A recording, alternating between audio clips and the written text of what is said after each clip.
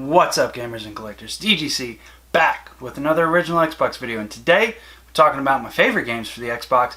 Been waiting a long time to do this, so let's jump in and check them out.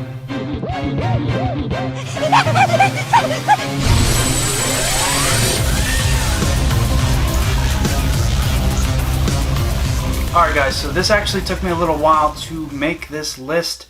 I really had to just lay them all out and be like, and it really took me a long time to make this list. They're in no particular order, and it's more than 10. I was trying to go for 10, but I just couldn't. So let's check them out. The first one here is not an exclusive. It is Splinter Cell, Chaos Theory. I absolutely love the Splinter Cell series. Out of all 5 of them, well 6, but 5 with Michael Ironside, they're real Splinter Cells. Blacklist is... yeah, so Splinter Cell, Chaos Theory.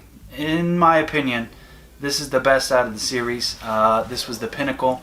All 5 of them are good, but this is the best one in my opinion. They really couldn't have cast a better guy than Michael Ironside. He just is Sam Fisher. And I just really love Splinter Cell. I'd like, at least as of recording this, there's rumors that there's a new one coming. I really hope that there is, but is that going to happen? We'll see. I mean, I really hope it does, but I kind of doubt it. Alright, so the next one here. This is not only one of my favorite Xbox games, this is one of my favorite racing games, and probably one of my top 20 favorite games of all time. I honestly have gotten to the point where I love so many games that I don't really think I could make like definitive list of like 10 or 20. But this is definitely probably my favorite racing game of all time. This is Burnout 3 Takedown. I have beaten this game 3 times at least, if not more than that, and I've just played it an immense amount. The multiplayer in this game is just amazing, just such a great experience. This is just one of those games where you could just, I could play this every year and it would never get old. The announcer's voice and the music and just the level design and the car design and just everything about it just really brings me back to my childhood, and it really just sets me in that groove and that zone of just pure bliss and just pure happiness when I play Burnout 3. And Revenge is good, and 1 and 2 are good, but 3, much like Splinter Cell 3, this was just the pinnacle of the series. And Burnout 3, man, I absolutely love Burnout. Just an amazing experience. Alright, now, definitely my number 2 favorite racer of all time.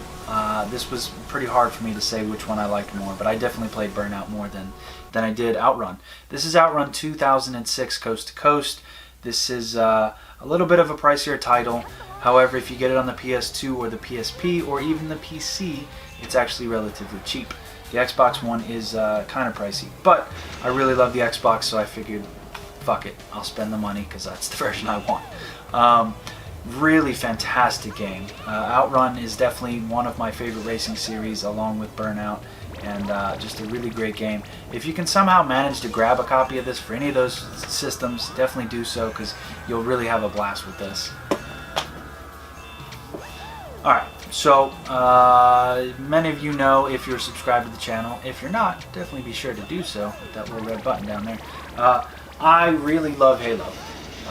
If you're an Xbox original guy, or just an Xbox guy in general, you probably also really love Halo. It was a product of my environment in the sense that like this was the pure 90s game. Like this, in my opinion, Halo, this is a Halo Xbox if you can't see it. Halo, in my opinion, was what really started the FPS frenzy that we have to this day. A lot of people say it's GoldenEye. I would argue that it was definitely Halo. I don't know how many units Halo or GoldenEye sold, yada yada yada, but we can clearly still see which one's still around to this day, so I'm going to go ahead and bet that Halo sold more than GoldenEye did. This is my Halo triple pack. This is still sealed, but I just wanted to represent all of them because Halo 1 is definitely a top 5 of all-time games for me. Halo 2 is definitely up there, somewhere probably in my top 30 if I don't know, I'm just kind of making up numbers here but at this point, but I swear the rest of the list isn't actually that big. But Halo triple pack. So Halo 1, absolutely amazing game. I love it. I could play that every week of my life. I could honestly play Halo 1 story mode every day of my life. Like, I love Halo 1 that much. I've beaten the game an immense amount of times. The MCC, the Master Chief Collection, really upped it. The Anniversary Edition upped the game for me. But I still really just love going back and playing with a Duke on the original Xbox and just really enjoying it. And I really love the Halo triple pack and just all of this. And it's just so much nostalgia for me. Every time I just look at this box, it's just like, damn, those were some great years of my life playing these games, man.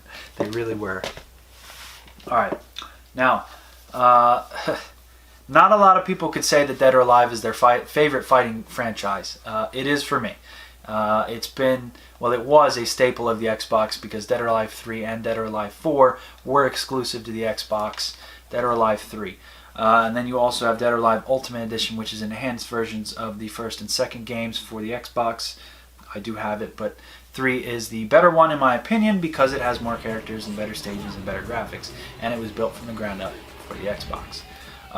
Amazing fighting game. I love them. It's not even because of what you're going to assume that the booby jiggle gets me going. Don't get me wrong, it's a nice feature, but I just like Dead or Alive.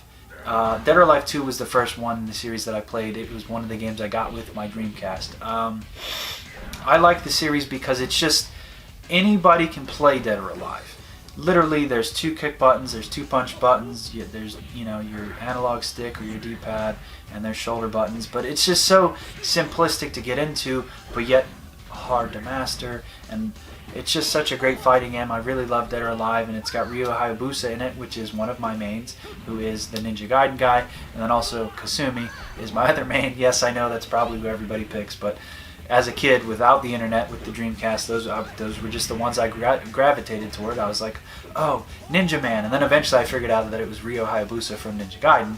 And then I was like, oh, now I like him even more. And then Kasumi, she's just like ultra fast with her little jab thing that she does. So in fighting games, I really love the fast ones. That's the kind of character that I go for, like the fast ones. So for Smash, I use Falco and Fox because they're the fast characters. So those are the types of characters that I gravitate toward. Don't know why, that's just how I like to play fighting games. Alright, here's another one. This is a really special game. I beat this relatively recently. This is Panzer Dragoon Orta. Made by Smilebit, published by Sega for the Xbox. This is a Sega franchise. This is backwards compatible on the Xbox One X. Amazing game any way you play it, any way you slice it. This is just a fantastic game. This is about a $20 game for the original Xbox. Definitely deserves to be in your collection. It's a very difficult game, I will say that, but just a great experience. It took me so long to beat it, in the sense like it was like a good 2-week period. I wasn't playing anything else but this. Just such a difficult game, but so rewarding. Like, it was one of those games that's just so rewarding. Once you finally finish it, you're just like, oh, you feel a sense of accomplishment when you beat this game, and I mean that. It really, and the last boss, oh my god, is so difficult in this damn game.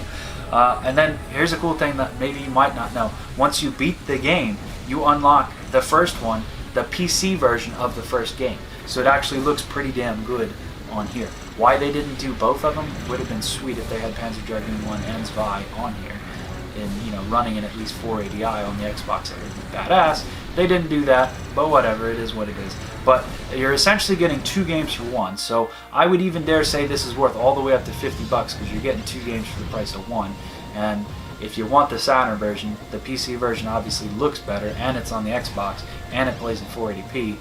So really, this is the best way to get the original version. However, you have to beat Orta to play the first one. But again, Panzer Dragoon Orta, an amazing game. Definitely recommend this one. You won't go wrong with it. Alright, I'm a huge Star Wars nut. Star Wars Republic Commando. This is an amazing game. Truly different. Like, LucasArts, they got gaming. They got gamers. They made all those cool point-and-click games back in the day. They went out and just did cool games that they made. And this was a unique experience. This is Rainbow Six meets Star Wars, and this is like pre-Order 66 in Star Wars, so this is like right before they, turned bad, obviously. Sorry, spoilers for the Star Wars series. No, I'm just kidding. If you don't know about Order 66, you obviously don't like Star Wars. But, so, Star Wars Republic Commando is such an amazing experience. I remember seeing my cousin get it for Christmas, and then I went over for family Christmas after Christmas, and just watching him play it and being blown away by the visuals at the time, because this is still a pretty good looking game. This also runs in the Xbox One X. Great looking game, definitely worth playing. Super cheap too, like $10 game.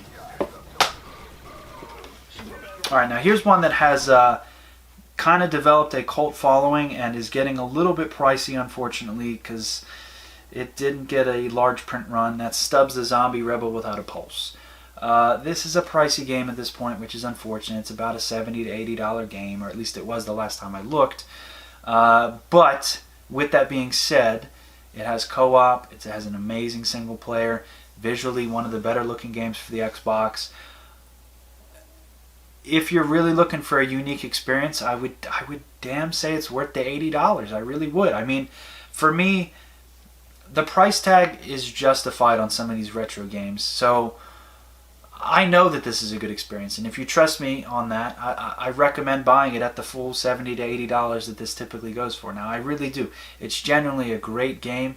You can't go wrong with this one.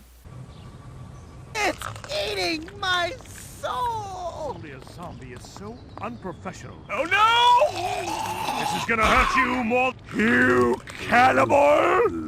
I'm bringing you in. Don't tell me. Why me? If you've ever played Stubbs the Zombie, definitely let me know down in the comments below. Really, just a great game. It really is. Alright, now here's one that I'm still pretty salty at Microsoft for never releasing a follow-up in this series, and that is Mecca Salt. This is Mecca Salt 2 Lone Wolf. They never made another Mecca Salt game, and it really disappoints me that they did not make another one. They had Mecca Salt 3 baking in the oven. They were like halfway done the game, and then Microsoft just said, nope, we're done with that. I don't know why. I don't know what the stipulation was behind it. Fossa Studios, I guess they just weren't meeting the deadlines or criteria or whatever, and they just canceled the game. Microsoft, I'd really, really love it if you brought Mecca Salt back. Mech Warrior 5 is coming out right prior to me recording this, or it's coming out soon. I don't know when you'll be watching this though, but Mech Warrior 5 looks to be picking up where Mecca Salt left off. Not literally, but in the sense that it looks really fantastic. So if you're into Mecca Salt, definitely check out Mech Warrior 5 and support those boys. But if you're not into either of them and you want to be, I would definitely recommend playing Mecca Salt 1, then playing Mecca Salt 2, because obviously that would make sense. However, Mecca Salt 2 is the better of the two games, as it added in a sweet little power suit that you could like jump on the guys' backs and like hack into their guys, and it was just a really step up in gameplay wise on that game. The levels were bigger and more immersive and all that good stuff. Mecca Salt 2, fantastic game. Alright, now here's another game my cousin got for one of the Christmases when we were younger, and I went over for family Christmas, and I hear, you know, some speedboats just zooming around as I'm walking down the steps into the basement, and he's playing Bloodwake, man, and I'm just like, what is that? I need to play that. So this is imagine like Power Stone but with like boats, or like Bloodwake, not Bloodwake, like Hydro Thunder, but like it's like an arena boat vehicular combat game, essentially. It has a great single player to it too, surprisingly, but the multiplayer is really a blast in this game. I love playing Bloodwake with people. Just a great little multiplayer thing, and you're just driving around shooting each other, laying bombs and mines and missiles, and it has a lot of unlockable content because DLC didn't really exist back then, so you actually had to play to unlock the content, and this is a good example of being able to just unlock different boats and weapons, and you know, it's just a fantastic game. Bloodwake, definitely pick this title up if you get the chance. Alright, now here's one that in my humble opinion deserves more praise. This is one of the better exclusives on the Xbox. It's only on the Xbox, totally, and it's a great co-op game, a great single player game, just an amazing experience, and I love Brute Force. Just an absolutely amazing game. Again, Microsoft, this is another IP buried in your vault here, and you're just not doing anything with it. And I mean, I don't know why, because it was such a cool concept. There's like a fucking alligator guy with machine guns. Like, how is that not cool? Or at least in my little adolescent brain when I was a teenager, I was like, oh, this is badass. And it's just a cool game, you know. It's like one of those games where you have health packs and you just You run around mowing down enemies. Beautiful, lush environments for, you know, an Xbox game. And just a really great experience. I would really love to, if they remastered this, like with nice, you know, like HD graphics and everything, like full on just remake the game fully from the ground up, but like, you know, follow the original recipe, so to speak. I love Brute Force. Such a great game. If you haven't played that, you can find that at any game store, and it just truly sit down with one of your good buddies and just play through the whole game in co-op, and you'll honestly have some laughs, and it's just a really great game. I cannot recommend that one enough. All right, we got 5 games left here, so I swear this is going to be a shorter video for me. All right. As a kid, I never had an N64 until I was, I think I was like 17 or 16 when I got it, so still technically a kid. But and I didn't have the N64 while it was relevant in the 90s. I didn't get it till 2006 or 2007. So, yeah. But I remember seeing Conker, and really, again, as an adolescent, I was just like, man, that looks vulgar and crude and rude and just gnarly. Like I just wanted to play it, and you know, obviously I didn't have an N64, so I couldn't. But I had a buddy that lived up the street, and at the time I was a little adolescent kid, and I wanted to smoke weed and do stupid shit like that. And we would go to McDonald's, and then we'd smoke some weed, and then we'd go to his house and play Conker on the N64. And then we'd play the multiplayer on the original game, and it was just a blast to play that back in the day. And we just had a lot of fun with it. And but prior to that happening, I finally did get Conker Live and Reloaded for the Xbox, because this was one of, much like the N64, Conker Live and Reloaded was one of the last games to come out for the original Xbox. I think this was late 05, so this, like, 360 was right around the corner. But I remember seeing this, and I remember pre-ordering it and having to get it. I was 15 when this came out, so I had to like drag my mom in there. This is one of the only times I've ever seen a game that actually has like a legit warning label on the box that says this game is not for anyone under the age of 17. However, this version is slightly censored versus the original. So that doesn't even make sense that this is slightly more censored than the original, but yet it has like a massive warning label on it. But either way, I love Conker. Again, Microsoft, why are you sitting on this IP? Like, the script has already been written for a sequel game for this. Most gamers at this point know what Conker is, so I don't know why Microsoft is just straight up not making the game, or at least maybe reintroducing this in a 1080p upscaled version, and then testing the waters with it and seeing if they could release a sequel to it. I don't know what it is that they're doing, but Conker Live and Reloaded, kind of a pricey game, unfortunately, but this is, again, a multiplayer game that has bots in the multiplayer, so you can still play the multiplayer and enjoy it. However, some of the Xbox Live levels that were added to the game for free back in the day, you can't re-download them anymore. My hard drive crashed, so now they're gone to the test of time. And yay, internet-based games. No, because now I can't play those levels that I remember as a kid, which is really unfortunate. But the multiplayer levels that it still have are really good. There's different class bases. There's snipers, machine gun guys, katana guys. Well, actually, it's a kind of katana chick for the squirrels. Then there's like a spy, and it just, yeah. And there's like capture the flag and yada yada yada. A lot of cool levels, great multiplayer, but the single player is also really good. So what I'm getting at is, yes, this is expensive, but it's going to be worth every penny you pay for it, and it will always retain its value, because clearly Microsoft does not care about the Conker IP. Oh man, my cousin, when we were younger, just always got the coolest games, and maybe I'm just really nostalgic for all these games, but this one really just gets me going. This was by, what is the studio that made this? Now I need to actually figure it out.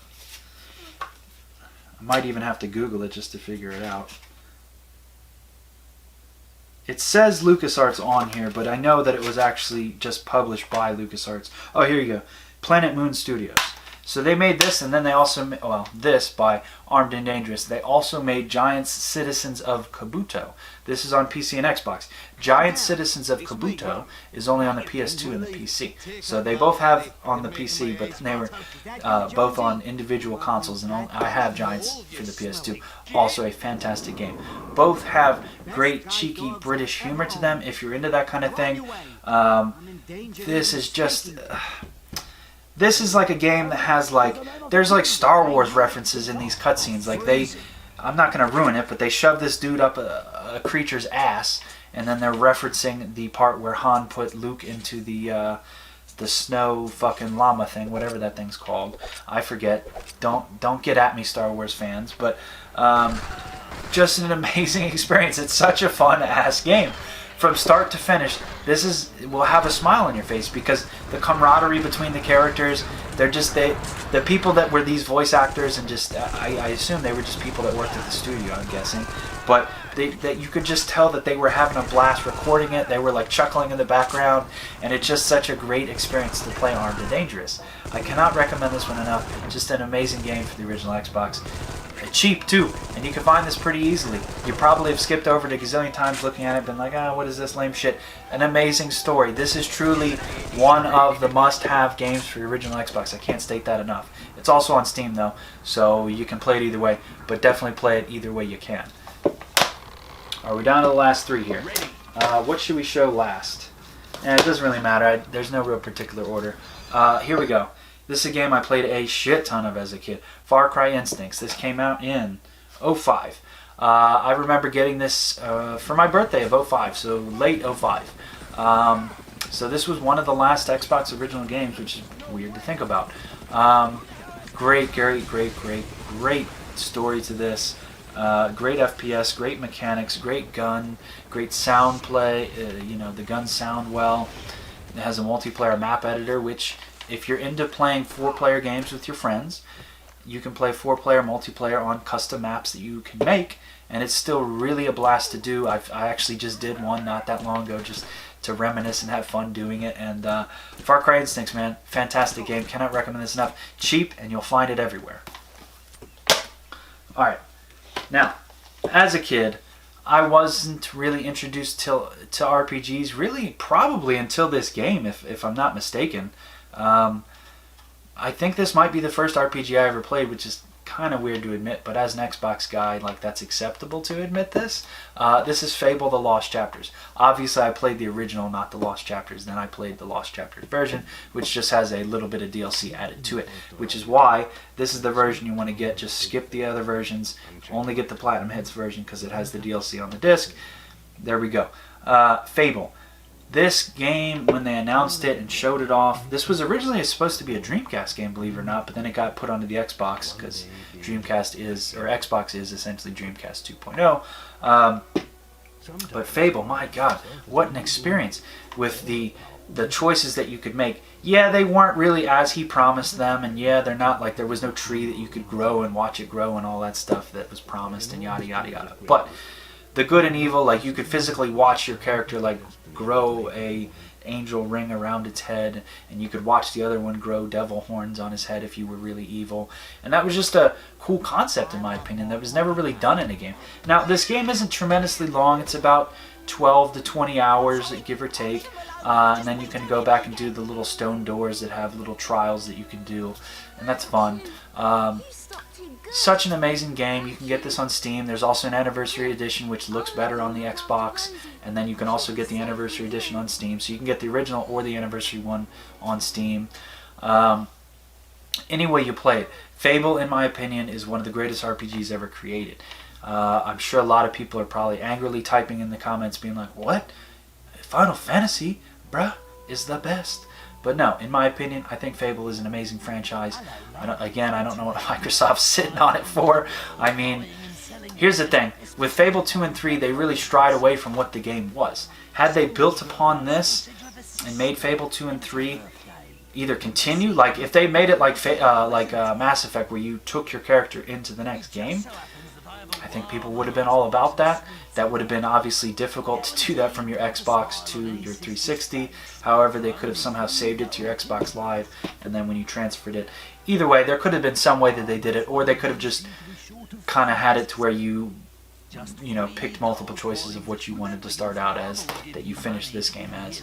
But I just love Fable. It was just such a great experience, and hopefully, if you haven't played Fable, I've convinced you to give this a shot, because it just really is that good of a game. It really is, and it's sad that Lionhead doesn't exist anymore, and Fable 4 probably will never actually be a thing. Now, the last game here is Crimson Skies High Road to Revenge. An amazing game here. Definitely pick this one up. It's a flight game.